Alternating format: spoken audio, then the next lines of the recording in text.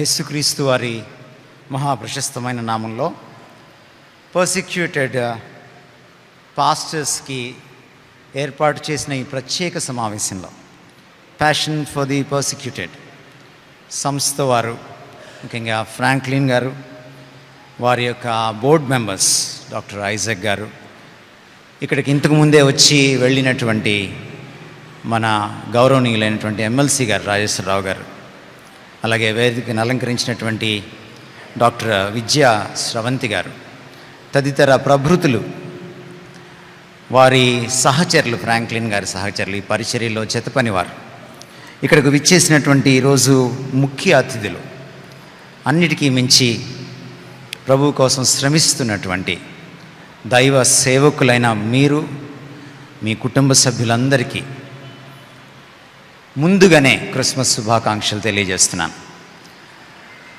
ఈ సంవత్సరం క్రిస్మస్ మీటింగ్స్లో బహుశా నేను మాట్లాడబోయే అనేక రకాలైన క్రిస్మస్ మీటింగ్స్లో ఇది నాకు చాలా ప్రత్యేకమని నేను భావిస్తున్నాను. నేను చాలా భాగ్యంగా మీ ముందు ఇలా నుంచొని ప్రభు గురించి మాట్లాడడానికి, మీరు చెప్తున్న మాటలు, చాలా విషయాలు వినడానికి, ప్రభు కోసం మీరు చేస్తున్న సాహసాలని తెలుసుకోవడానికి దేవుడు నాకు ఇచ్చిన ఈ కృపను బట్టి నేను ఆయన స్తుతిస్తూ, ఇదే సమయంలో ఫ్రాంక్లిన్ గారికి నన్ను ఇలా ఆహ్వానించినందుకు, ఇందులో భాగస్వామిని చేసినందుకు నేను వారికి కృతజ్ఞత తెలియజేస్తున్నాను.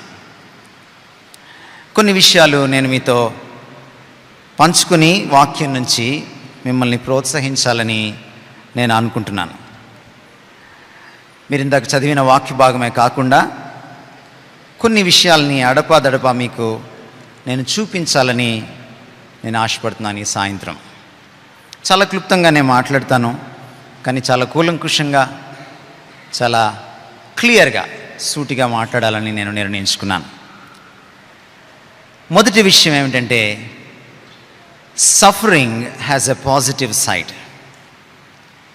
క్రైస్తవుడు శ్రమ పొందేటప్పుడు, ముఖ్యంగా క్రైస్తవ సేవకులు, దైవ సేవకులు శ్రమ పొందేటప్పుడు చాలాసార్లు అది చూడడానికి చాలా నెగటివ్గా, చాలా బాధాకరంగా, చాలా విపరీతంగా, భరించలేనిదిగా, కష్టంగా ఉన్నప్పటికీ it has got a positive side. దానికి ఒక సానుకూలమైనటువంటి కోణం కూడా ఉంది, ఒక మంచి కోణం కూడా ఉంది. యోబు మీకు బాగా గుర్తున్నాడు. యోబుని అపవాది టార్గెట్ చేశాడు. దేవునితో సవాలు విసిరి దేవుని దగ్గర నుంచి అతని ప్రాణాన్ని తప్ప మిగిలిందంతా నాశనం చేయడానికి అనుమతి పొంది వచ్చిన తర్వాత, బహుశా యోబు చనిపోయే నాటికి యోబుకి ఇదంతా ఎందుకు జరిగిందో కూడా తెలియదు. మనం పుస్తకం చదువుతున్నాం కాబట్టి, దేవుడు రాయించాడు కాబట్టి మనకు తెలుసు. ఎందుకు ఇదంతా జరిగిందో అడగాలనుకున్నాడు యోబు దేవుణ్ణి, కానీ ఆ అవకాశం కూడా దొరకలా. చాలా ప్రశ్నలు రాసుకున్నాడు ఆయన కనపడితే అడగాలని. పాపం ఆయన వచ్చి చాలా ప్రశ్నలు అడిగేశాడు ఈయన్ని. ఇంకా ఈయనేమి అడగదలుచుకోలేదు. కానీ యోబు 2వ అధ్యాయం మీరు చదివితే, ఆయన భార్య ఆయనకు సహకరించాల్సింది పోనిచ్చి ఒక అద్భుతమైన ఐడియా ఇచ్చింది ఆయనకి. ఏమిటంటే, అటు ఆత్మహత్య కాకుండా ఇటు హత్య కాకుండా చచ్చిపోయే ఐడియా. ఏమన్నంటే, దేవుణ్ణి దూషించి చచ్చిపోరాదు అంది. నువ్వు ఇంకా నమ్మకంగా ఉంటావా అంది. శ్రమ చాలాసార్లు ఏం చేస్తుందంటే మనిషిని కృంగదీస్తుంది. నేను ఎందుకు ఇలా శ్రమించాలి, అందరూ బాగున్నారు కదా అనిపిస్తుంది. శ్రమ మనల్ని ఒంటరి వారిగా చేస్తుంది. శ్రమలో ఉన్నప్పుడు చాలాసార్లు డిప్రెషన్ ఒకటే ఉంటుంది, కృంగిపోవడం ఒకటే మిగిలిపోతుంది. చాలాసార్లు కౌన్సిలింగ్ కూడా మంచిగా ఉండదు. ఆ తర్వాత మనకు తెలిసి యోబు యొక్క స్నేహితులు కూడా ఎంత అద్భుతమైన కౌన్సిలింగ్ ఇచ్చారో ఆయనకి. కానీ యోబు ఒక అద్భుతమైన మాట అంటాడు దేవుడి గురించి. దేవుడి దగ్గర నుంచి ఎప్పుడు మంచి కోరాలా? ఆయన మనల్ని శిక్షించకూడదా? ఆయన మనల్ని హింసించకూడదా? ఆయన మనకి అప్పుడప్పుడు కీడును అనుమతించకూడదా? అని యోబు ప్రశ్నిస్తాడు, తన భార్యను ఎదురు ప్రశ్నిస్తాడు. నాకు చాలా ఆశ్చర్యం వేస్తుంది యోబుని చూసినప్పుడు. ఈరోజు మనకి బైబిల్ మన చేతుల్లో ఉంది, కానీ మనకు బైబిల్ చాలా వరకు తెలియదు. ప్రభు కూడా చాలా వరకు తెలియదు మనకి. అలా తెలియకుండా చేసేసుకున్నాం. యూట్యూబ్ వచ్చిన తర్వాత, టీవీలు వచ్చిన తర్వాత, వాట్సాప్లు వచ్చిన తర్వాత చదవడం తగ్గిపోయింది. ప్రభుతో టచ్ కూడా పోయింది. మనకి సేవకులతో టచ్ పెరిగింది, సేవకులకి రాజకీయ నాయకులతో టచ్ పెరిగింది, కానీ ప్రభుతో టచ్ పోయింది.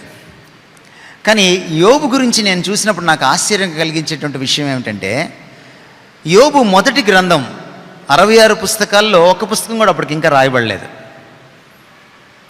అతి ప్రాచీన బైబిల్ గ్రంథం అది, 66 పుస్తకాల్లో. యోబుకి ఎలా తెలిసి దేవుడు ఇంత సన్నిహితంగా?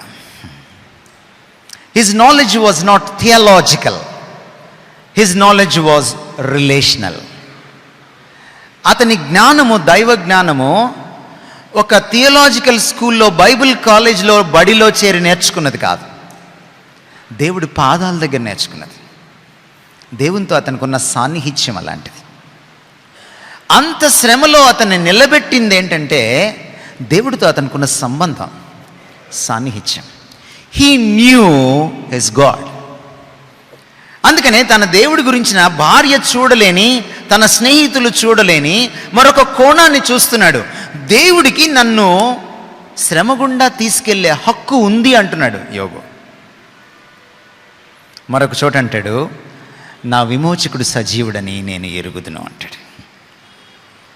మై ఫ్రెండ్స్, ఈరోజు మీకు నేను చెప్పాలనుకుంటుంది ఏంటంటే, శ్రమలో మిమ్మల్ని నిలబెట్టేది ప్రభుత్వం ఇచ్చే ఆర్థిక సహాయం కాదు.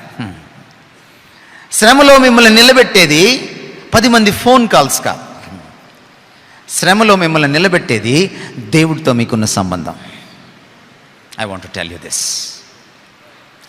That makes you stand against any affliction, any odd thing. అది ఎంత పెద్ద శ్రమ అయినా సరే. నా అటువంటి పాస్టర్కి, అటువంటి దైవ సేవకుడికి, ఎటువంటి దైవ సేవకుడికి? దేవుడి గురించి చాలా బిజీగా ఉండి దేవుణ్ణి కలుసుకోలేని దైవ సేవకుడు కాదు, దేవుడితో గడిపే దైవ సేవకుడికి శ్రమ యొక్క పాజిటివ్ యాంగిల్ తెలుస్తుంది. యాకోబు పత్రిక రాస్తూ అందుకనే మొదటి పేజీలోనే ఈ మాట అంటాడు, శ్రమ ఓర్పును పుట్టిస్తుంది. అందుకని శ్రమ వచ్చినప్పుడు మహదానందం చెందమంటాడు, మహదానందం చెందమంటాడు.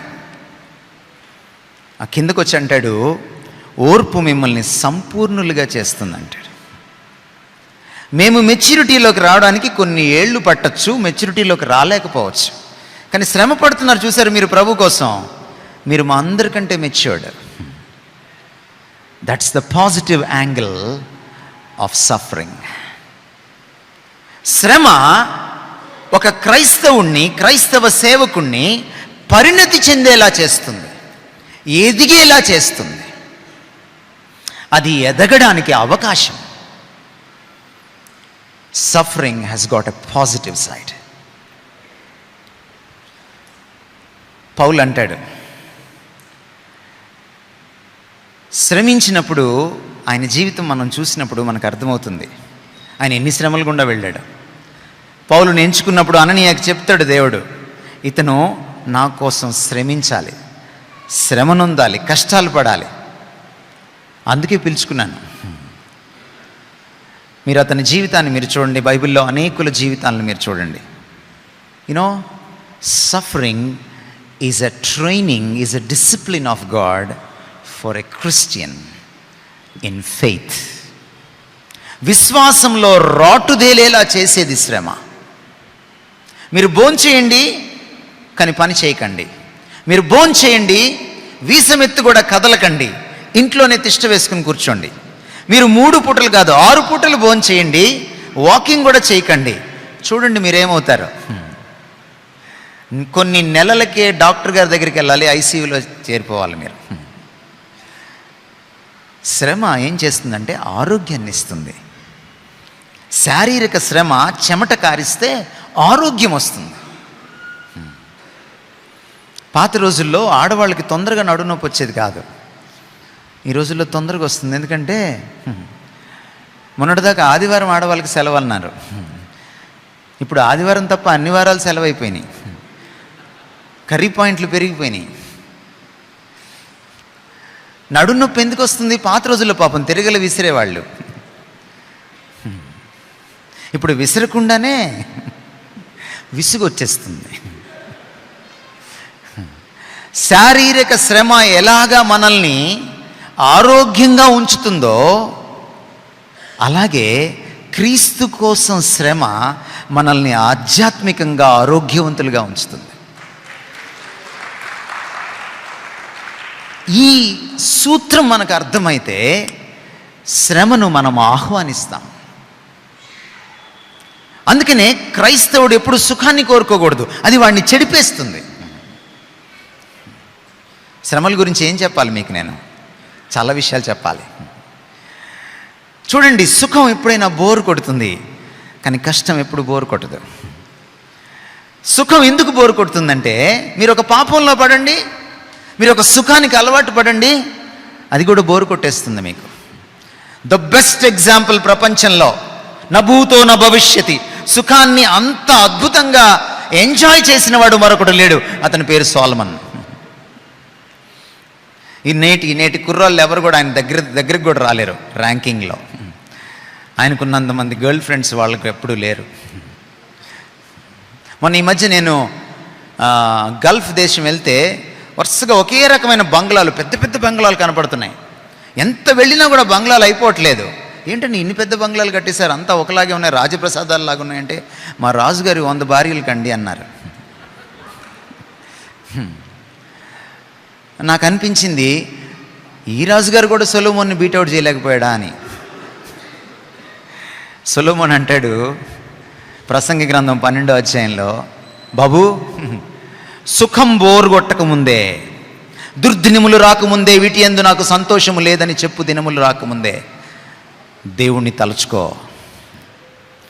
ఫ్రెండ్స్, ఈ సూత్రం గుర్తుపెట్టుకోండి. సుఖపడుతున్నారే చాలామంది క్రైస్తవులు, క్రైస్తవ నాయకులు, సేవకులు, పాస్టర్లు, వాళ్ళు ధన్యులు కాదు, మీరు ధన్యులు. ఎందుకో తెలుసా? కష్టం ఎప్పుడు బోరు కొట్టదు. సుఖం, అదే సుఖం రోజు అనుభవిస్తాను, మళ్ళీ మళ్ళీ అనుభవిస్తాను, బోరు కొడుతుంది. కానీ కష్టం ఉంది చూసారా, ప్రతిరోజు కొత్తగా పలకరిస్తుంది. యేసుప్రభు వారు ఒక్కోసారి అన్నాడు, ఏ నాటి కీడు ఆ నాటికి చాలు. ఏమర్థమైంది మీకు? ఈరోజు వచ్చిన కీడు రేపు రాదు, రేపు మళ్ళీ కొత్త కీడు వస్తుంది. అందుకే కష్టం బోరు కొట్టదు. Suffering has a positive side. అందుకనే యేసుప్రభు అన్నాడు, నా నిమిత్తము మీరు హింసింపబడితే మీరు ధన్యులు. 52 రోజుల్లో గుడి కడితే కాదు ధన్యులు. మీరు పేదవాళ్ళు అయి ఉండొచ్చు, మీ దగ్గర కాంగ్రిగేషన్ 30 మందే ఉండుండొచ్చు. వాళ్ళని బీజేపీ వాళ్ళు తాకరు, మిమ్మల్ని తాకుతారు, ఎందుకంటే మీరు బలహీనులు కాబట్టి. కానీ బైబిల్ చెప్తుంది, ప్రభు చెప్పాడు, మీరు ధన్యులు, వాళ్ళు కాదు ధన్యులు.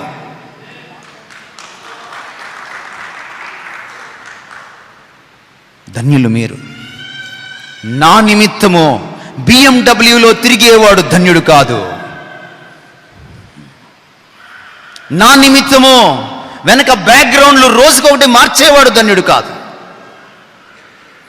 నా పేరు చెప్పుకొని గన్మెన్లను పెట్టుకునేవాడు ధన్యుడు కాదు.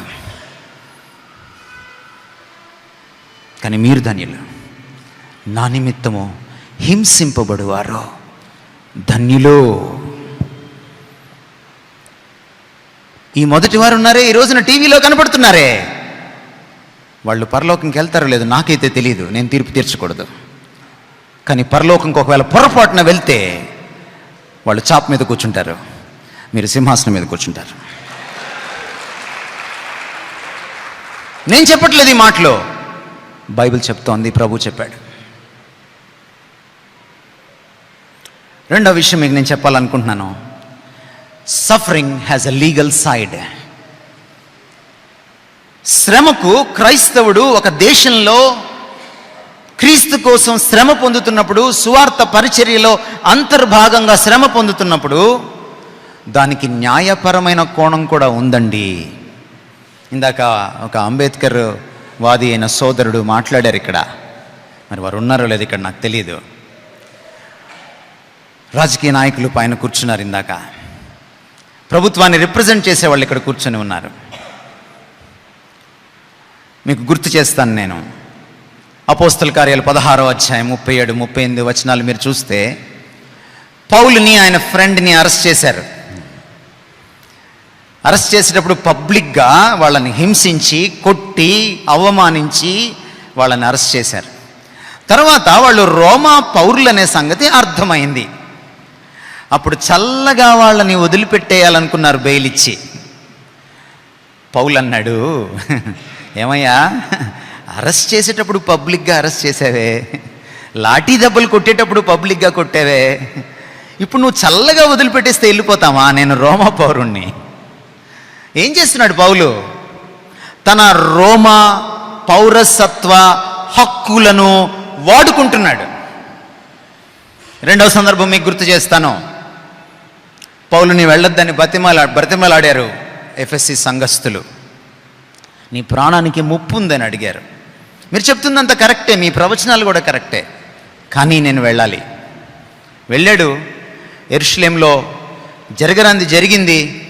ఆయన మీదకి జనం దొమ్మిగా వచ్చారు. యూదులు ఆయన్ని చంప చూశారు. ఆయన్ని పట్టుకున్నారు. ఆయన మీద నేరారోపణ చేశారు. నా అగ్రిప్పా వచ్చాడు, ఫెలిక్స్ కూడా వచ్చాడు. పిలాతు స్థానంలో ఫెలిక్స్ ఉన్నాడు ఆ సమయంలో గవర్నర్గా. నా రాజు గారు, గవర్నర్ గారు కూర్చున్నారు, తీర్పు తీర్చారు. అప్పుడు 26వ అధ్యాయం 32వ వచనంలో ఫెలిక్స్ ఇలా అన్నాడు, ఇతన్ని వదిలిపెట్టేసేయచ్చు, ఇతని మీద నేరం ఏది కూడా నిరూపించబడలేదు, మరణశిక్షకు తగినటువంటి పని ఇతను ఏం చేయలేదు, కానీ వదిలిపెట్టలేకపోతున్నాం. ఎందుకంటే ఇతను సీజర్కి అప్పీల్ చేసుకున్నాడు. మీకు ఎక్స్ప్లెయిన్ చేస్తాను నేను పౌలు ఉద్దేశాన్ని. పౌలు వెళ్ళి సీజర్ని కలవాలంటే, సీజరు ప్రపంచాన్ని పరిపాలిస్తున్నటువంటి మహాచక్రవర్తి, సామ్రాజ్యాధినేత. అపాయింట్మెంట్ దొరకదు. కానీ పౌలు ఏం చేశాడు తెలుసా? తన రోమా పౌరసత్వాన్ని వాడుకున్నాడు. తన మీద ఒక తప్పుడు నేరం మోపారు. తప్పుడు నేరము వీగిపోద్దని పౌలుకి తెలుసు. ఆ మాట ముందు అధ్యాయంలో కూడా చెప్తాడు. తను తెలుసు, కానీ తను కావాలని సీజర్కి అప్పీల్ చేసుకుంటాడు. ఎందుకు సీజర్కి అప్పీల్ చేసుకుంటాడు తెలుసా? క్రింది కోర్టులో ఇంకా కేసు తీర్పుకి రాకముందే, హియరింగ్కి రాకముందే సీజర్కి కానీ రోమన్ సిటిజన్ అప్లై చేసుకుంటే అతనికి శిక్ష పడినా పడకపోయినా సీజర్ దగ్గరికి పంపించాల్సిందే. అది రూల్. ఎందుకు వెళ్ళాలనుకున్నాడు సీజర్ దగ్గరికి? తను చచ్చిపోయే రోజులు దగ్గర పడ్డాయి. సీజర్కి సువార్త చెప్పాలి. ఏం వాడుకున్నాడు? చట్టాన్ని వాడుకున్నాడు. పౌలుకి బాగా తెలుసు సీజర్కి సువార్త చెప్తే తల తెగిపోద్దని. ఎలా చచ్చిపోయాడు పౌలు? అలాగే చచ్చిపోయాడు, హతసాక్షి అయ్యాడు. కానీ సీజర్కి సువార్త చెప్పాడు. ఈరోజు మీకు నేను చెప్పాలనుకుంటున్నాను. అందుకే suffering has got a legal side. మనం భారత రాజ్యాంగాన్ని చదవాలి పాస్టర్లు. మీకు మీ హక్కులు తెలుసుకోవాలి. మీరు భారత రాజ్యాంగంలో మీకున్నటువంటి హక్కులు మీరు తెలుసుకోవాలి. రాజ్యాంగం మీకు ఇచ్చే స్వేచ్ఛను మీరు దుర్వినియోగం చేయకూడదు. అలాగని సద్వినియోగం చేసుకోకుండా ఉండకూడదు. మీరు కూడా పోలీస్ స్టేషన్కి వెళ్ళచ్చు. మీ మీద తప్పుడు నేరాలు మోపడానికి వాళ్ళు వెళ్ళక్కర్లేదు, మీరు కూడా వెళ్ళచ్చు. ఇందాక స్వామి గారి గురించి చెప్తా ఉన్నారు. నేను ఆయన బాగలేనప్పుడు రాత్రి 8:30కి చూడడానికి వెళ్ళాను ఆయన్ని. వాళ్ళ భార్య లేరు అక్కడ. ఆవిడకి ఫోన్ చేస్తే వాళ్ళ బ్రదర్-ఇన్-లా ఎత్తారు. ప్రార్థన చేసి వచ్చాను. అప్పటికి ఆయన్ని చూసి మళ్ళీ ఇప్పుడు చూసి చాలా సంతోషిస్తున్నాను నేను. చాలా మెరుగుపడ్డారు ఆయన. తప్పకుండా ఇంకా మెరుగుపడతారు. కొన్నిసార్లు మనల్ని పోలీస్ స్టేషన్కి తీసుకెళ్తారు. మీరెందుకు వెళ్ళరు? అలా వెళ్ళడం దేవుని చిత్తం కాదనుకుంటారు మీరు. మీకు చెప్తున్నా నేను ఈ రోజున, పౌలు చట్టాన్ని వాడుకున్నాడు. మీరు కూడా చట్టాన్ని వాడుకోవచ్చు, తప్పులేదు. ఇంకా కావాలంటే మీరు పోలీస్ ప్రొటెక్షన్ అడిగి సువార్త చెప్పడానికి వెళ్ళచ్చు. మీకు తెలుసా ఈ సంగతి? మీరు ఎస్పీకి అప్పీల్ చేసుకుంటే మీకు ముందుగానే ప్రొటెక్షన్ ఇస్తారు. తెలుసుకోండి. మీరు భారతదేశంలో పుట్టినందుకు, భారతదేశ రాజ్యాంగం మీకు కల్పిస్తున్న హక్కులకి మీరు దేవుణ్ణి స్తుతించాలి. అంబేద్కర్ గారు రాజ్యాంగాన్ని రాయలా, ఆయన రాజ్యాంగాన్ని రూపకల్పన చేశాడు, కంపైలేషన్ చేశాడు. బ్రిటిష్, అమెరికన్, ఫ్రెంచ్ రకరకాల రాజ్యాంగాల్ని కూర్చాడు ఆయన. మీకు ఒక మాట చెప్పనా? భారతదేశంలో క్రైస్తవ మిషనరీలు స్కూళ్ళు పెట్టకుండా ఉంటే అంబేద్కర్ ఏంటి, జవహర్లాల్ నెహ్రూ, బాలగంగాధర్ తిలక్, మౌలానా అబ్దుల్ కలాం ఎవ్వరూ ఉండేవాళ్ళు కాదు. మహాత్మా గాంధీ చదువుకుని ఉండేవాడు కాదు. వెస్టర్న్ కంట్రీస్కి వెళ్ళి అంబేద్కర్ చదువుకోకపోతే క్రిస్టియన్ ఇన్స్టిట్యూషన్స్లో ఇవన్నీ అంబేద్కర్ గారికి తెలిసి ఉండేవి కాదు. అంబేద్కర్ గారు చాలా గొప్పవాళ్ళు, నేను ఆయన అభిమానిని. కానీ క్రైస్తవ మిషనరీలు అంబేద్కర్ గారి జ్ఞానానికి పునాది వేశారు. అమెరికన్ దేశంలో ఉన్న రాజ్యాంగం అంబేద్కర్ చదివాడు. సోషల్ స్టడీస్లో, హ్యుమానిటీస్లో ఒక ప్రశ్న ఉంటుంది, the constitution of India is a copy of British constitution, why explain అని. బ్రిటిష్ కాన్స్టిట్యూషన్ని ఎలా రాసుకున్నారు మీరు వెళ్ళి అడగండి, ఇదిగో ఇందులోంచి రాసుకున్నారు. అమెరికన్ కాన్స్టిట్యూషన్ ఎలా రాసుకున్నారు మీరు వెళ్ళి అడగండి, ఇందులోంచి రాసుకున్నారు. అమెరికన్ కాన్స్టిట్యూషన్లో 38% direct quotations from the book of Deuteronomy, ద్వితీయోపదేశకాండం నుంచి డైరెక్ట్గా తీసుకున్నారు 38%. ఈరోజు మీకు ఎందుకు చెప్తున్నానంటే ఈ మాటలు, చట్టం లౌకికమైంది కాదు, దేవుడు పెట్టాడు. అధికారులు ఎందుకున్నారు? రోమాపత్రిక 13వ అధ్యాయం 1వ వచనం నుంచి 6వ వచనం దాకా మీరు చదివితే అధికారములన్నీ ఆయన నుంచే వస్తాయి. ఈరోజున గవర్నమెంట్ రిప్రజెంటేటివ్స్ ఇక్కడ కూర్చున్నారు, వాళ్ళకి నా మనవి, మీరు క్రైస్తవులకు చాలా సాయం చేస్తున్నారు, ఆర్థిక సాయం కూడా చేస్తున్నారు, స్వామి గారికి కూడా చేశారు, చాలా సంతోషం, గాడ్ బ్లెస్ యూ. కానీ మీరు అది మాత్రమే చేయకూడదు, క్రైస్తవులకి చట్టపరమైన రక్షణ కూడా మీరు కల్పించాలి. ప్రభుత్వానికి నేను ఈ మాట చెప్తున్నాను, రిప్రజెంటేటివ్స్ అందరికీ చెప్తున్నాను నేను ఈ మాట. క్రైస్తవుల మీద దాడి జరిగినప్పుడు పబ్లిక్ ప్రాసిక్యూటర్ వాదిస్తాడు, అంతే కదండి. రోడ్డు మీద ఎవరినైనా పొడిస్తే నేరస్తుడి తరపున ప్రైవేట్ లాయర్, డిఫెన్స్ లాయర్ వాదిస్తాడు, కానీ బాధితుడి తరపున పబ్లిక్ ప్రాసిక్యూటర్ వాదిస్తాడు. Public prosecutor is a government servant and government must see that the culprits to be in prison. ఒక రోజున వాళ్ళు ఊచలు లెక్క పెట్టాలి, జైలు ఊచలు లెక్క పెట్టేలా ప్రభుత్వమే చర్యలు తీసుకోవాలి. It is the responsibility of the chief minister and the governor and the prime minister. మీరు బీజేపీ అయి ఉండొచ్చు, మీరు టీఆర్ఎస్ అయి ఉండొచ్చు, మీరు ఏదన్నా అయి ఉండొచ్చు, దేవుడు మిమ్మల్ని అక్కడ పెట్టాడు. మీరు ప్రతి వర్గానికి కొమ్ము కాయాలి, ఒక వర్గానికే కొమ్ము కాయకూడదు. ఇది ప్రభుత్వ బాధ్యత. ఆ హక్కుని మీరు వినియోగించుకోవాలి. That is the third thing. Suffering is a Christian calling. ఇందాక మనం చదివిన 1 పేతురు పత్రిక 2వ అధ్యాయం 21వ వచనంలో పేతురు ఆ మాట అంటాడు.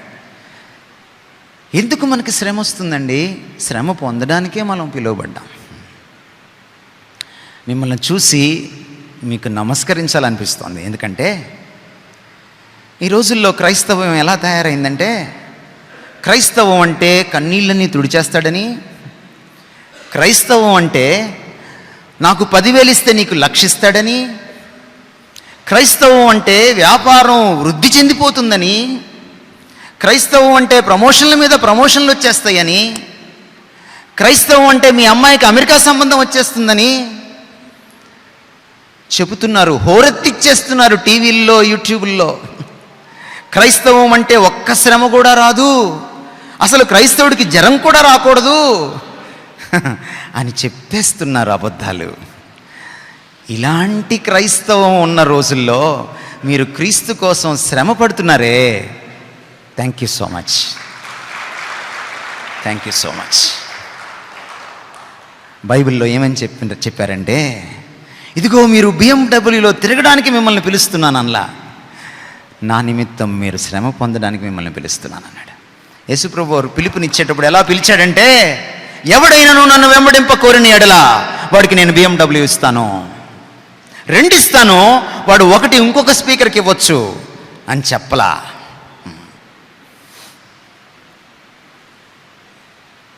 సిలువనెత్తుకొని నన్ను వెంబడించవలెను. ఇదిగో ఇది సిలువ. కాళ్ళతో నడవలసిన వాడు వీల్చైర్లో నడుస్తున్నాడే, ఇతను ధన్యుడు. ఇది సిలువ. ఇందాక చూపించారే కత్తిపోట్లు, అది సిలువ. ఎవరండి ధన్యుడు? ధన్యత ఏది? మంచి బట్టలు వేసుకోవడం కాదు ధన్యత, కారులో తిరగడం కాదు ధన్యత. మీది ధన్యత, మీది ధన్యత. ఎందుకంటే మీరు అందుకు పిలువబడరి. ఆ మాట అయిన తర్వాత పేతురు ఏమంటాడంటే, క్రీస్తు కూడా మన కొరకు మాదిరి ఉంచిపోయెను, ఆయన అడుగు జాడల్లో మనం నడవాలి. ఎందుకు మీరు శ్రమ పొందుతున్నారు? మంచి చేసినందుక, చెడు చేసినందుక? ఎవరిని కొట్టాలండి? ఎవరిని తన్నాలి? ఓ దొంగని తన్నాలి కదండి, ఓ వ్యభిచారిని తన్నాలి కదండి, ఆఫీస్లో లంచాలు తినేవాడిని తన్నాలి కదండి. నిజంగా ఆర్ఎస్ఎస్ వాళ్ళు, బీజేపీ వాళ్ళు, లేకపోతే ఇంకెవరైనా బజరంగ్ దళ్ వాళ్ళు దేశభక్తి పరులైతే ఎవరిని తంతారు? వాళ్ళు ఈ దేశాన్ని పాడు చేస్తున్నటువంటి లంచగొండులైన ఆఫీసర్లని తనాలి, అవినీతి పరులని తన్నాలి, ఆడవాళ్ళని రేప్ చేసే వాళ్ళని తన్నాలి కదండి.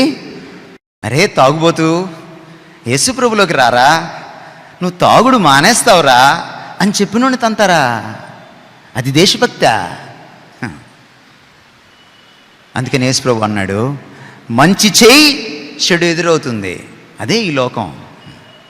నన్ను ఎవడైనా నువ్వు వెంబడింపగోరిన ఎడల సిలువనెత్తుకొని. మీరు ఎప్పుడైనా ఈ ప్రశ్న వేసుకున్నారా? ఎందుకు యేసుప్రభుని వెంబడిస్తే పూలబాట ఉండదు, ముళ్ళబాట ఉంటుంది? ఎందుకంటే ఈ లోకాంది పూలబాట, యేసుప్రభు బాట లోకానికి ఎదురు ఇదే బాట. My friends, I want to encourage you. మీరు ఎప్పుడైనా ఒక సెలయేటికి వెళ్ళి చూసారా? చేపలు సెలయేరులో కదలడం మీరు చూసారా? కొన్ని చేపలు కొట్టుకుపోతూ ఉంటాయి, కొన్ని చేపలు ఈదుతూ ఉంటాయి. చూసారా మీరు ఎప్పుడైనా? ఏ చేపలు కొట్టుకుపోతాయి? ఏ చేపలు కొట్టుకుపోతాయి? చచ్చిన చేపలు కొట్టుకుపోతాయి. ఏ చేపలు ప్రవాహానికి ఎదురు ఈదుతాయి? బ్రతికిన చేపలు ఎదురుతాయి. మీరు ఈ రోజున లోక ప్రవాహానికి ఎదురుతున్నారు కాబట్టి దెబ్బలు తింటున్నారు. మీరు క్రీస్తులో ఇంకా బ్రతికున్న చేప. క్రైస్తవంలో చచ్చిన చేపలు కూడా ఉన్నాయి. నాలాంటి దైవజనులు చాలామంది ఉన్నారు చచ్చిపోయి. వాళ్ళు లోకానికి ఎదురేదట్లా లోకంతో పాటు కొట్టుకుపోతున్నారు. లోకముకి ధనదాహం ఉంది, వాళ్ళకు కూడా ధనదాహం ఉంది. లోకానికి పదవి వ్యామోహం ఉంది, వాళ్ళకు కూడా పదవి వ్యామోహం ఉంది. మీరున్నారు చూశారు, మీరు తన్నులు తింటున్నారు, దెబ్బలు తింటున్నారు, కత్తిపోట్లు పొడుస్తున్నారు మిమ్మల్ని. క్రీస్తు బాట లోకానికి ఎదురీదే బాట. ఖచ్చితంగా శ్రమ ఉంటుంది, అందుకే మనం పిలువబడ్డాం. ఒక మాట చెప్పనా మీకు? ముందుగానే ఎక్స్పెక్ట్ చేస్తే డిసప్పాయింట్మెంట్ ఉండదు. శ్రమ వస్తుందని మీకు తెలుసు అనుకోండి, వచ్చినప్పుడు పెద్ద ఫీల్ అవ్వరు. మీరు నాకు ముందే తెలిసిలేవయా అనుకుంటారు. You will be prepared. మీకు ఇంకో మాట చెప్పనా? శ్రమ పొందడానికి మిమ్మల్ని పిలిచినవాడు శ్రమను తట్టుకుండే శక్తినివ్వడా?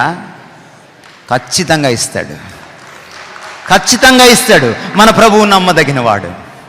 ఒకవేళ మిమ్మల్ని మరణానికి అప్పగిస్తే మరణం ద్వారా కూడా తాను మహిమ పొందడా? ఖచ్చితంగా మహిమ పొందుతాడు. ఎందుకని బాప్తిస్మిచ్చి యోహాన్ని విడిపించలేదు ఆయన? ఆయన అలా మహిమ పొందాలనుకున్నాడు. గ్రాహం స్టైన్స్ని వాళ్ళ పిల్లల్ని ఎందుకు విడిపించలేదు ఆయన? మీకు ఒక విషయం చెప్పనా?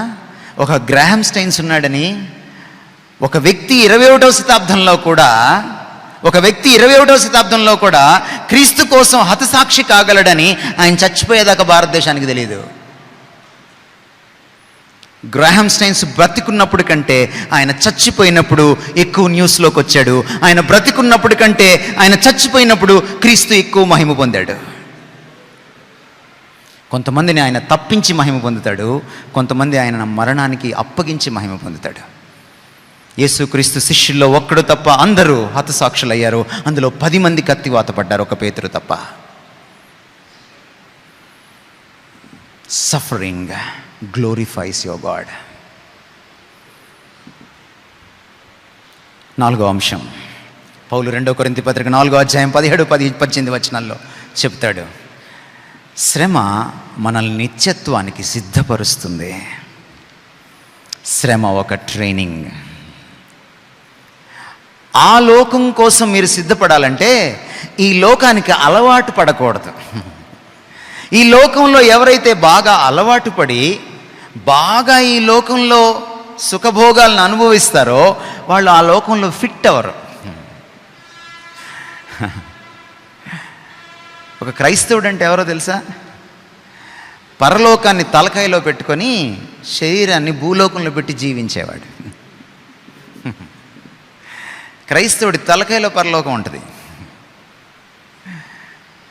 హిందీలో ఒక మాట ఉంటుంది, దేశీ ముర్గి విదేశీ చాలని. మనము దేశీ చాలు, విదేశీ ముర్గీస్ మనం. మన పౌరసత్వం ఇక్కడ లేదు. మనం అక్కడికి వెళ్ళాలి ఒక రోజున. ఇక్కడే ఉందండి, మహా అంటే 70 ఏళ్ళు 80 ఏళ్ళు జీవిస్తారు. అక్కడ యుగాలు జీవిస్తాం. దానికి ఇది ట్రైనింగ్. నిన్ను పరలోకానికి ఫిట్టింగ్ చేయాలని, నిన్ను అక్కడ అర్హుణ్ణి చేయాలని, అర్హురాల్ని చేయాలని ఆయన ట్రైనింగ్ ఇస్తున్నాడు అంతే. Take it positively. Let me close. 2 కొరింథీ పత్రిక 1వ అధ్యాయం 4వ వచనంలో ఒక అద్భుతమైన మాట చెప్తాడు పౌలు. ఎందుకంటే సఫరింగ్ గురించి, శ్రమ గురించి, హింస గురించి ఈయనకంటే గొప్పగా మాట్లాడేవాళ్ళు లేడు కొత్త నిబంధనలో. అంత శ్రమ పొందాడు, అంత హింసింపబడ్డాడు.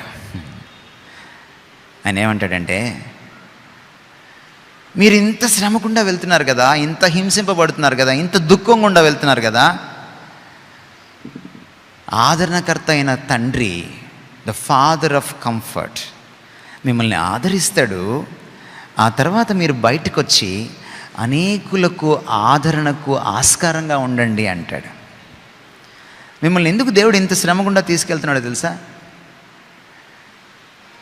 చాలామంది మీలాంటి వాళ్ళు శ్రమిస్తున్నారే, వాళ్ళని పురికొల్పడానికి మీరు ఒక సజీవ సాక్ష్యాలు.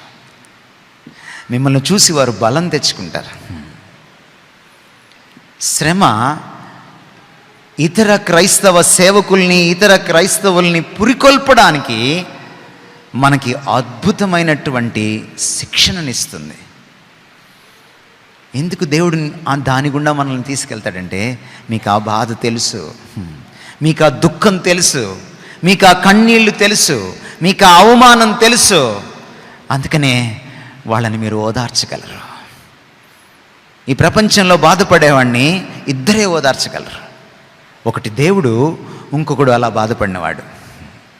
ఒకటి దేవుడు, ఇంకొకడు అలా బాధపడినవాడు. మీరందరూ ప్రపంచంలో బాధపడుతున్న అనేకుల్ని ఓదార్చగలరు. That's your blessing. That's your blessing. దేవుడు మిమ్మల్ని ఇంకా ఫర్దర్గా బ్లెస్ చేయాలని, మీరు భారతదేశానికి ఇంకా గొప్ప బ్లెస్సింగ్ కావాలని, నాలాంటి టీవీల్లో మాట్లాడే దైవజనుల కన్నా ఈ భారతదేశానికి ఒక ఆశ ఎవరంటే మీరే, మేం కాదు. God bless you. God bless you so much.